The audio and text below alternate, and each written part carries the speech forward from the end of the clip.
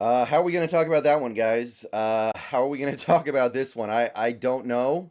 I'm going to do the best that I can to figure this one out, but yeah, I don't know how to talk about this game because it's really hard to be black and white about this one, right? There are so many shades of gray within this game that you have to parse through if you want to break this one down. And I mean, you obviously want the game in your throwbacks to be an interesting game. Maybe the way this game played out was fitting for the throwback game, but man, this was an annoying one, and we escaped. I'm not gonna lie about that one. Like we did escape. There were multiple points in that fourth quarter where it just felt like the game was over, and we just needed to figure out what the final score was going to be, and made a couple plays at the end, and we're feeling pretty good going into this Ravens game, I guess. But I'm, where do we start here? Again, like if I were to sit here and say there are some players that need to be unequivocally called out in a positive way, I couldn't find very many players. And if there were players that I needed to unequivocally call out in a negative way, it would be hard to find guys too. This is such a shades of gray game where you're looking at everybody and you're like, well, that was good, this was good, but then there was this, there was that, and both sides of the ball, I think played okay, but I don't know if either of them played good. I don't know if it's good that we blew a two touchdown lead that we had obtained within like the first 10 minutes of this game. Like the game was basically over. It felt like when we took that 14 to nothing lead and then we somehow let that get away from us against PJ Walker. Like this one's tough to process. This one's tough to really go into. This one's tough to really figure out what you need to say, but I mean, 5-2.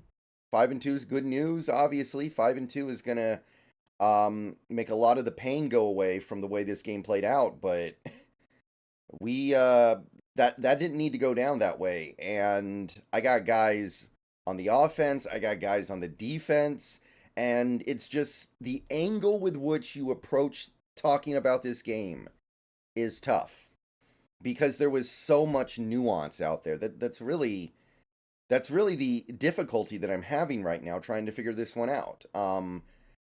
I guess Jason Myers did his job. Michael Dixon, I thought, had a good game. Lockett, he was pretty unequivocally good out there. Boye Mafe balled out. Other than that, everybody else is like, you got to spend 2 hours writing your dissertation on the way they played in today's game because it's so complex. So offensively, it's weird, right? Because I said before this game started, I think we're going to score 17 points, and that's going to be good enough to win, right? I said we were going to score 17 points this whole game, and that needed to be enough. We put up 17 points in the first quarter. We scored 17 points on our first 3 drives.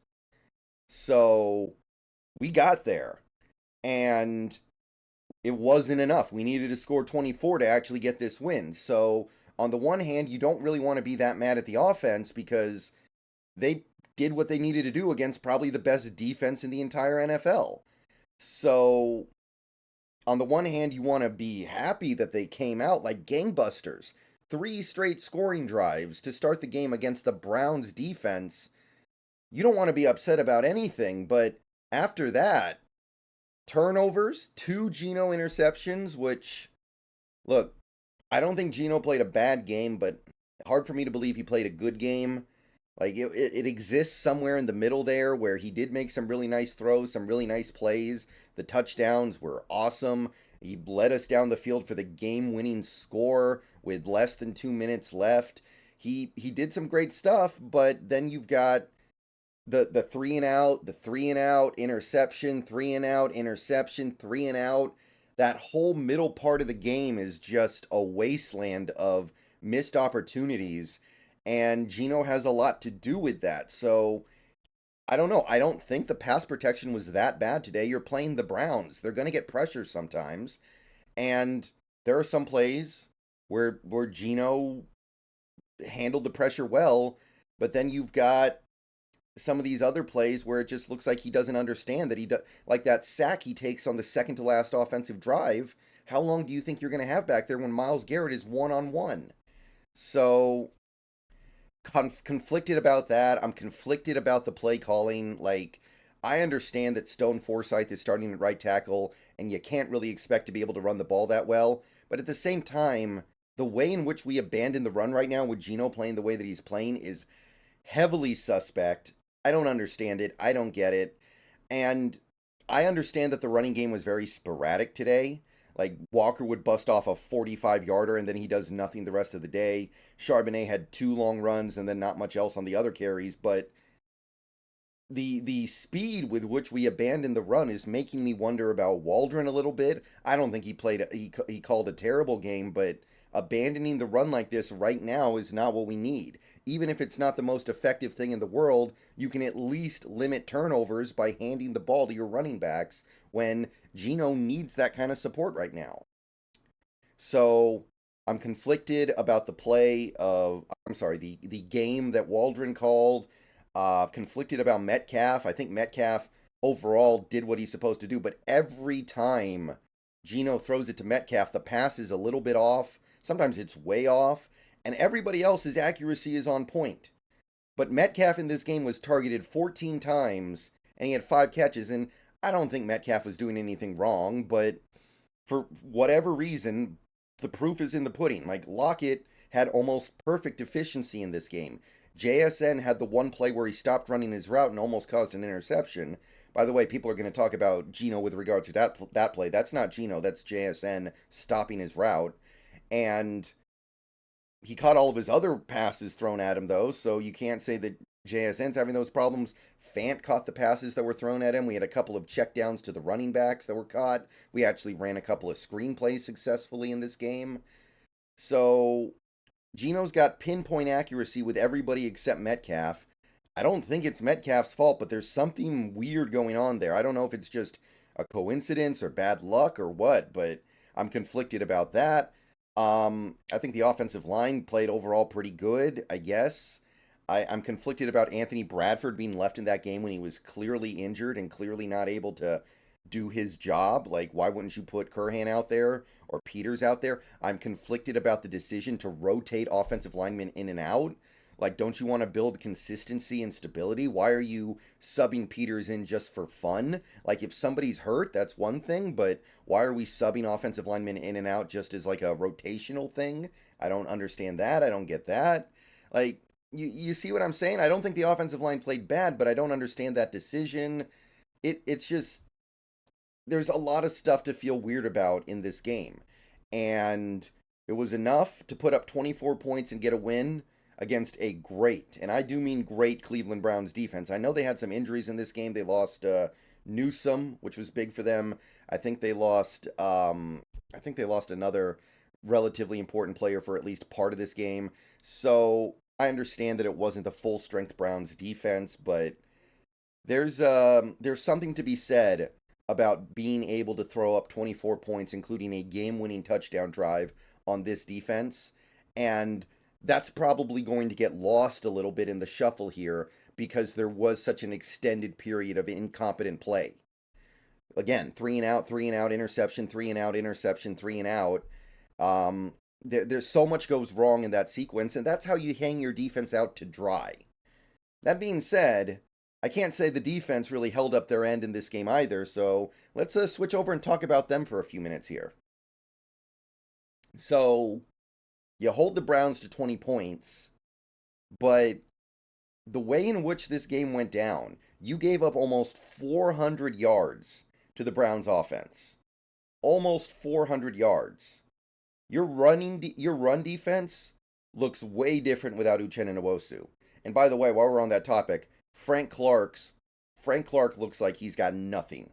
Like, I saw nothing from Frank Clark in this game, and if I'm John Schneider, I'm on the phones for the next 2 days, seeing what I can do about that edge position, because Taylor and Hall are making too many mistakes against the run, and Clark, it's hard for me to believe right now that he's going to have anything for you as this season goes on. So the run defense looks like it was heavily dependent on Nwosu, and it's just not there right now. So that's great. That's going to be a problem for the whole rest of the season for sure. Gonna have to consider bringing somebody in to do something about that, I think. I know by the end of the game it wasn't that bad, but man, Cleveland was able to grind on us. It was kind of like Arizona. Arizona probably did it a little bit better, but Cleveland was able to grind on us, man. And PJ Walker, he didn't have a very good game, obviously, but I was very disappointed in the pass rush. Very disappointed in the way we got after the quarterback in this game. PJ Walker, I mean, granted, most of his yards were on screen passes where we just kind of got fooled. And I understand that's not really mano a mano. That's just them out scheming you. That's them calling the right play at the right time. You blitz, they send a screen at the blitz, and boom, it's a big play. That happened a lot in this game. But it was kind of ugly out there. It was kind of embarrassing to have that game play out that way with, they've got a bad quarterback. PJ Walker is maybe the most limited quarterback in the entire league right now, and you can't really he's not the one who's giving away the game. He's actually holding the ship steady. So frustrating for sure, but you did get the 3 turnovers, granted. Duly noted, turnovers are awesome, but you on the drives where you didn't get a turnover, all the drives that didn't end in a Cleveland turnover, it was it was okay, right? It wasn't good enough given who you're playing. The Browns are down to the nub at running back. They're missing their quarterback. Their offensive line isn't at full strength, although they have most of their guys. We know that Jedrick Wills is not 100%. So, not being able to generate a pass rush and not being able to reliably stop the run against this offense in this state it's rough. And I got to be honest, I felt disappointed in the defense in this game. I'm not disappointed in the play of Boye Mafe. One second. I'm not disappointed in the play of Boye Mafe, though. He was awesome in this game. I thought Draymond Jones made some nice plays as well. I would say that Darrell Taylor, you get what you get with him, but he did make a big play at the end to help put it away with the sack. And he's got other pressures as well. There were some plays where we were just knocking the crap out of PJ Walker, I will say that, but a lot of it is not meaningful pressure. And that's kind of what I'm saying. Like, you get pressure in the sense that there's a guy in his face, but it's almost like they're allowing you to have the pressure so they can get off their screen pass. Secondary overall played fine, I think. Didn't notice much from Witherspoon in the positive or the negative. It was just kind of a game for him. He was whatever. I think that Woolen obviously had a very mixed game. He had a very bad penalty with 5 minutes left, or a little less than 5 minutes left. He also had the interception. He had a chance at another interception that he just didn't pick up. And at the end of the day, I expected a little bit better. I did. I expected a little bit better against an offense that should be this remedial at this point in time. They got it done at the end. They were able to come up with a big stop at the end of the game. Obviously, PJ Walker's inability to run an offense effectively is part of that. Like on the final interception, by the way, shout out to Jamal Adams. Awesome play. Game saver, probably. If they punt the ball there, I don't know what happens. But giving our offense another 30 yards to go would probably have not been good for us. He had the running back for a game-ending first down, and he just locked onto his first read. But we still made the play. I think that Diggs is starting to play a little bit better. I think Diggs is starting to at least clean up a little bit over the top. I thought Brooks and Wagner both played all right. Not their best games of the year, but they both played fine. Special teams, like I said, Dixon and Myers both did their job. Eskridge actually had a good kick return. DJ had a good punt return that got called back on a penalty.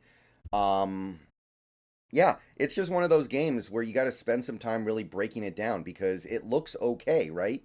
24-20 on the Cleveland Browns looks okay, but man, there was some stuff left out there. And I know some of the stuff that happens out there is fluky, like the Hayden Hurst interception, or excuse me, Maurice Hurst interception is a historic fluke, but it's still not a great throw, right? The other interception should never have happened, should have been a penalty on the defense for offside, should have been a free play or dead play or whatever. I still don't think it's a very good decision. Like, if that's your free play, Why don't you take a shot at something down the field? So I'm just conflicted. I'm not conflicted about the officials in this game, though, and if we had lost this game, we would have had a big problem. I would have had a big problem with the way this game was called. These officials did everything they could to keep the Browns in this game, and I'm very happy that I now get to sit here and talk about the officials as a footnote kind of thing, like something that I'm just mildly annoyed by, rather than something that I'm furious about because it cost us a game. You had the uncalled offsides on Myles Garrett where he's literally lined up across the line of scrimmage. He doesn't even jump. He's lined up across the line of scrimmage. Do you think you need to give Myles Garrett a head start? Like you need to give him some illegal advantage so he can get to the quarterback? No. He might be the best defender in the entire NFL. You don't need to give him that. You had the bogus, what was it? I think pass interference on Tariq Woolen that resulted in a Browns touchdown on fourth down when we had them stopped and we're going to get the ball in great field position. That completely changed this game. That one awful call, and it was an awful call, and I'm not somebody who will give Woolen a break if I feel like he genuinely committed a penalty. Like he did have that hands to the face flag that the illegal hands to the face flag inside of 5 minutes that I do think was legit and was just him messing up. But at the same time, I look at that and I go, he didn't do anything wrong. He was just playing defense. How is that the call? And again, that play completely flipped this game. If that call isn't made, we might have this game more or less packed away by halftime. I'm serious. And I understand there are other plays involved there, but my God, the officials really did everything they could to keep Cleveland in it. The illegal hands to the face on Witherspoon on what would have been 3rd and 18 was as thin as it gets. And that was a huge play in this game as well. I think the Browns went down and got points on that drive when they almost certainly would have been about to punt it. Just really poorly officiated game. I'm not happy about the way this game was called. Luckily, I just have to be annoyed by it instead of furious because we still won. So I'll give the team that. They overcame the officials to still win this game. You're not going to play perfectly against the Browns. They have a elite defense. So as much as I can be unhappy with the problems we had in this game, I can definitely say that the officials were making it much harder for them. So that's really all there is to say. I just have so many questions. I don't know about Geno right now. I don't know about Waldron right now. I don't know about this pass rush without Nwosu right now. We might need to play add-on. So many questions, and we'll talk more about them in the live stream later. But for now, the Seahawks got the win. I'm conflicted, but overall, winning is better than losing. See you guys later. Go Hawks.